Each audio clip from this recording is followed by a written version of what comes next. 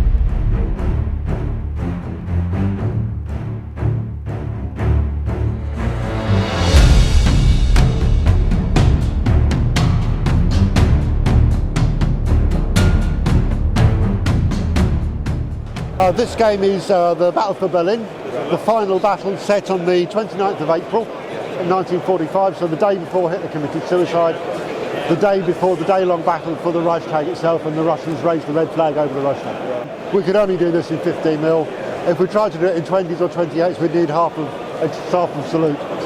So we use rapid fire reloaded because they're a very quick rule set.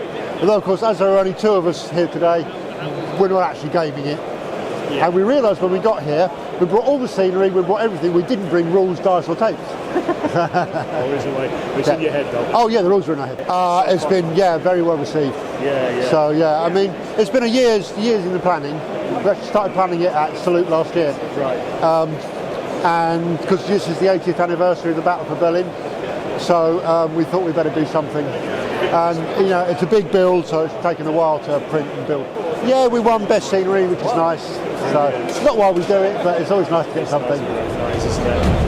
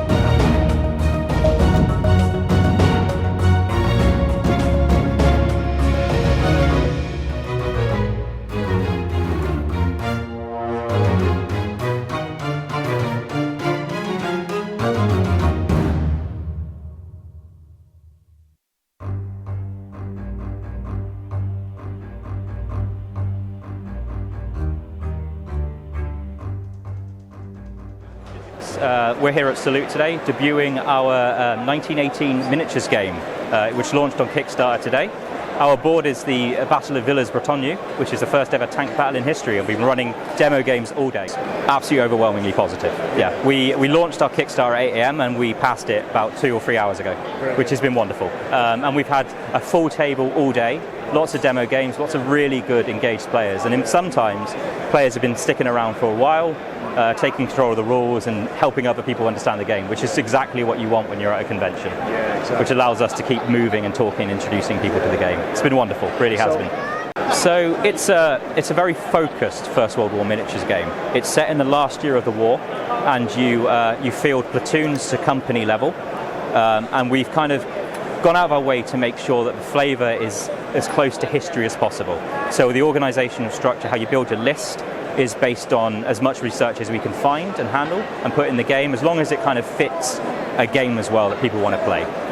So there's a lot of balancing and tweaking that goes into it. But our unique selling point is how those lists interact with each other and how varied they are. Because by the end of the First World War, every nation had learned different lessons, and they were putting those lessons into practice in different ways. So the Germans, both through necessity, because they'd been absolutely hampered by blockades, had gone into really pioneering infantry warfare, and their lists reflect that.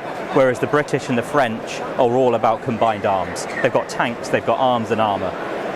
And we want to show, we want to put players on the tabletop in the shoes of lower level commanders, using the tools they have to enact whatever objectives they've been assigned. So if you're a platoon commander, you've got the tools available to a platoon commander and maybe some support from your battalion.